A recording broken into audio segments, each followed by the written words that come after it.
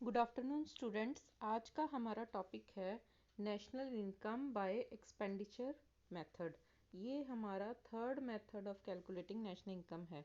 इसमें हम सारे देश में जितना भी खर्चा होता है उसको ऐड कर देंगे तो हमारी नेशनल इनकम आएगी। लेकिन नेशनल इनकम कैलकुलेट करने से पहले हमें ये देखना पड़ेगा कि ये स्टार्ट कहाँ से होती है। तो सबसे पहले यहाँ पे हम जीडीपी एमपी कैलकुलेट करेंगे, क्योंकि खर्चा जो होता है वो देश में बनने वाली गुड्स एंड सर्विसेज पे ही होता है। तो वो चीज़ें जो होती हैं वो होती हुई मार्केट प्राइस पे ही हैं। तो इसलिए यहाँ पर सबसे पहले हम gross domestic product and market price calculate करेंगे। और इसमें आप लोगों को 4 तरह के खर्चे ऐड करने हैं। एक तो है प्राइवेट फाइनल कंजम्पशन एक्सपेंडिचर, जो हम अपने घरों में सारे लोग सामान खरीदते हैं। और दूसरा है गवर्नमेंट फाइनल कंजम्पशन एक्सपेंडिचर। जिस तरह से हम अपने घरों में चीज़ें खरीदते हैं उसी तरह से, जैसे पंखे, ट्यूबलाइट्स और इस तरह कंप्यूटर्स, इस तरह की सारी चीज़ें गवर्नमेंट भी खरीदती है। ये तो जस्ट एग्जांपल्स हैं, ठीक है। तो जिस तरह की चीज़ें हम अपने घरों में खरीदते हैं उसी तरह की चीज़ें गवर्नमेंट के ऑफिसेज, गवर्नमेंट के इंस्टीट्यूशंस, इस तरह की जगह पर भी यूज़ की जाती हैं। So that is government final consumption expenditure. Final का मतलब है फाइनल गुड्स एंड सर्विसेज पे किया जाने वाला खर्चा। फिर नेक्स्ट है gross domestic capital formation. Capital formation का मतलब इन्वेस्टमेंट पे कितना खर्चा किया है।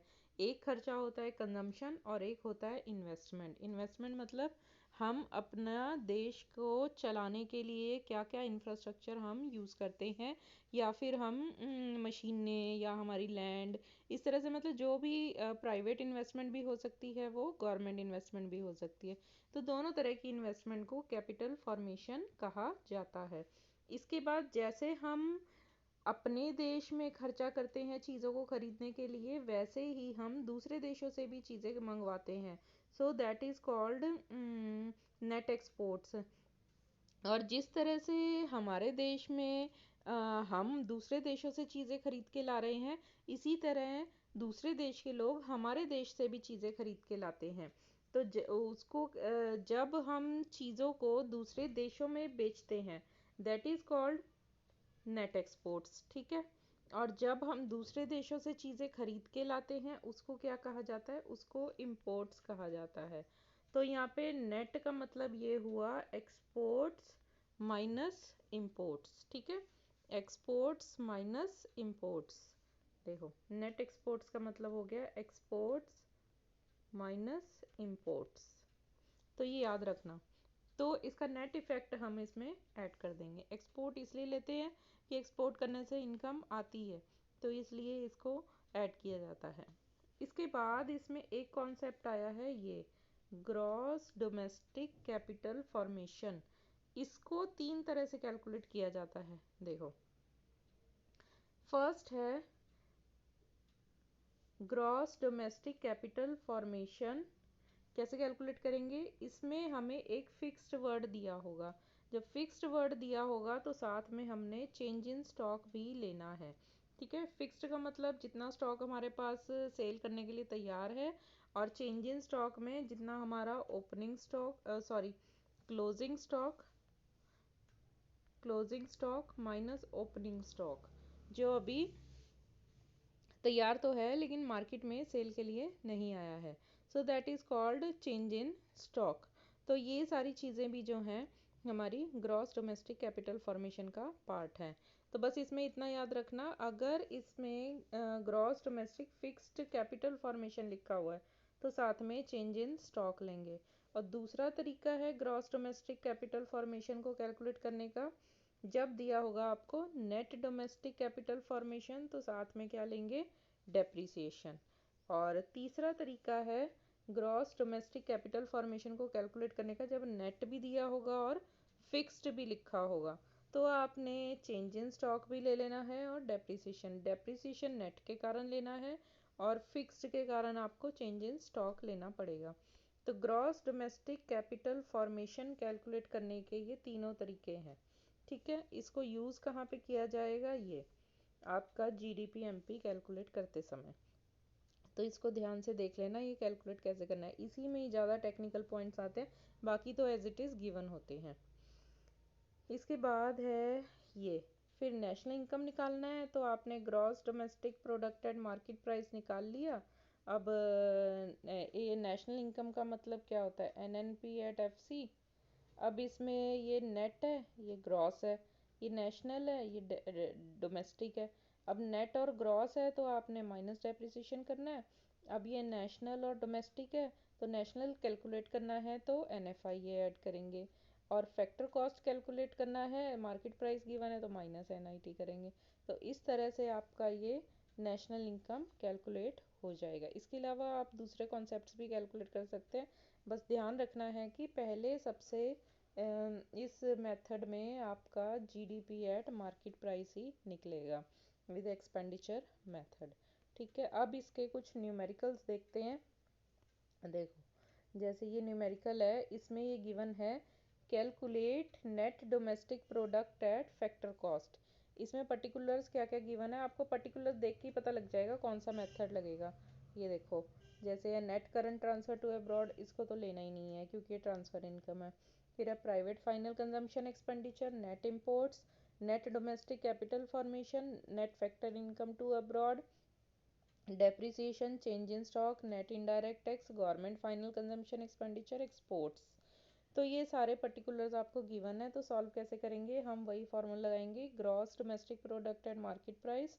पहले है private final consumption expenditure, next है गवर्नमेंट फाइनल कंजम्पशन एक्सपेंडिचर, फिर है ग्रॉस डोमेस्टिक कैपिटल फॉर्मेशन, फिर है नेट एक्सपोर्ट्स। अब इसमें प्राइवेट फाइनल कंजम्पशन एक्सपेंडिचर देखो, ये दिया हुआ है यहाँ पर, private final consumption expenditure is 800।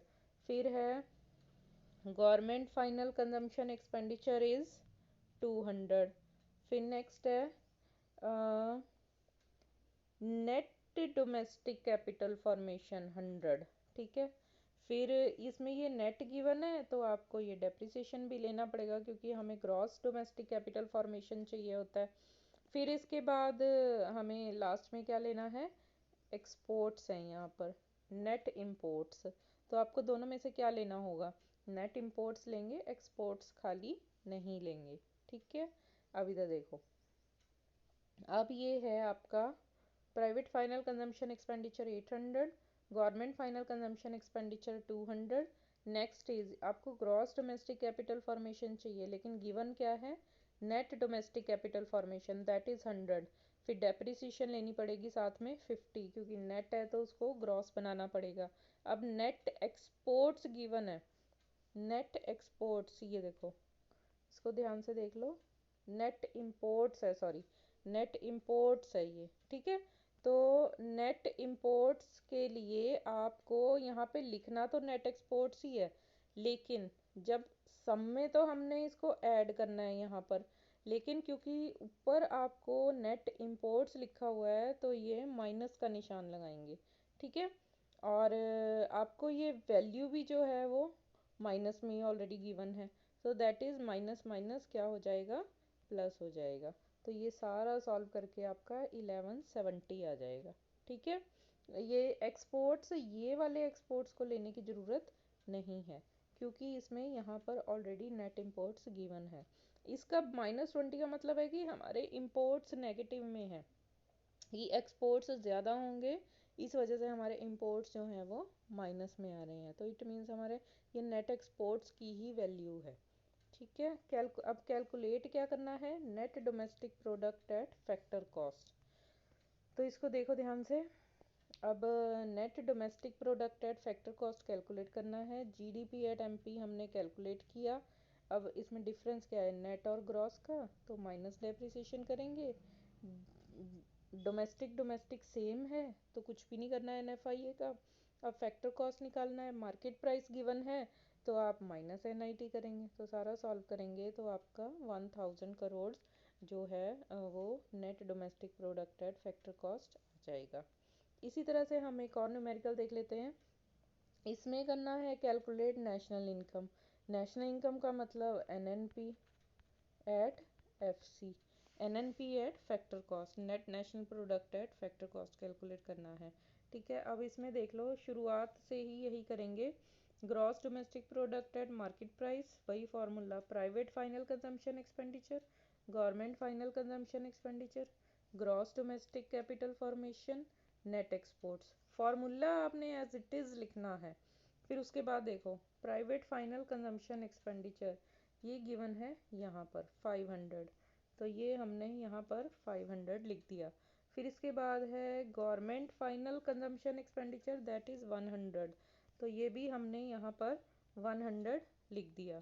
उसके बाद हमें चाहिए ग्रॉस डोमेस्टिक कैपिटल फॉर्मेशन, लेकिन इसमें एक वर्ड है फिक्स्ड, तो फिक्स्ड वर्ड है तो मैंने आप लोगों को बताया था इसमें साथ में क्या लेंगे, चेंज इन स्टॉक लेना पड़ेगा, तब ये जाके ग्रॉस डोमेस्टिक कैपिटल फॉर्मेशन बनेगा। ये देखो gross domestic fixed capital formation plus change in stock, तब ये जाके ग्रॉस डोमेस्टिक कैपिटल फॉर्मेशन बनेगा। तो ये मैंने आप लोग को बता दिया अभी कि ये 3 तरह से कैलकुलेट होता है ये ग्रॉस डोमेस्टिक कैपिटल फॉर्मेशन। एक बार तो इसमें स्टॉक लेते हैं, एक बार हम डेप्रिसिएशन लेते हैं, एक बार स्टॉक एंड डेप्रिसिएशन दोनों लेते हैं, ठीक है। तो जैसे जैसे सब में पर्टिकुलर्स दिए होंगे वैसे वैसे हमने इसमें ऐड करना है। इसके बाद नेट एक्सपोर्ट्स, नेट एक्सपोर्ट्स अब इसमें क्या गिवन है, नेट इम्पोर्ट्स सीधा सीधा दिया होगा कि नेट इम्पोर्ट्स 40 है, तो इट मीन्स ये माइनस होगा, ठीक है। तो इसको सॉल्व करेंगे तो हमारा 810 जो क्या निकला, जीडीपी एट मार्केट प्राइस। इसके बाद कैलकुलेट नेशनल इनकम करना है तो एनएनपीएफसी करेंगे। Gross domestic product and market price हमने निकाला है, अब इसमें नेट और ग्रॉस का डिफरेंस है, मतलब हमने नेट निकालना है, ग्रॉस गिवन है तो ग्रॉस ज़्यादा होता है तो माइनस डेप्रिसिएशन करेंगे। अभी नेशनल निकालना है, डोमेस्टिक गिवन है तो एनएफआई प्लस करेंगे। फैक्टर कॉस्ट निकालना है, मार्केट प्राइस गिवन है तो माइनस एनआईटी करेंगे। अब इधर एनएफआईए का कॉन्सेप्ट देख लो, बाकी तो एज इट इज़ गिवन है इसमें। ये देखो डेप्रिसिएशन गिवन है, नेट इनडायरेक्ट टैक्स गिवन है। अभी ये देख लो net factor income to abroad, अब इसमें 2 लिखा हुआ है -10, मतलब हमारी जो पेमेंट्स हैं वो माइनस में जा रही हैं, तो इट मीन्स हमारी रिसीप्ट्स होंगी, लेकिन इसका इफेक्ट दिखाना कैसे है, ये देखो, ये देखो इस तरह से दिखाना है। एक तो 2 का माइनस लगेगा कि net factor income to abroad, फिर -10 ऑलरेडी -10 है, तो ये माइनस माइनस क्या हो जाएंगे, मल्टीप्लाई होके प्लस बन जाएंगे। बाकी सारा आप लोगों को एनआईटी और ये डेप्रिसिएशन तो गिवन है, तो सॉल्व करेंगे तो 630 अरब आंसर आ जाएगा। अभी इसमें कुछ समझना आए तो यू कैन कॉन्टेक्ट मी।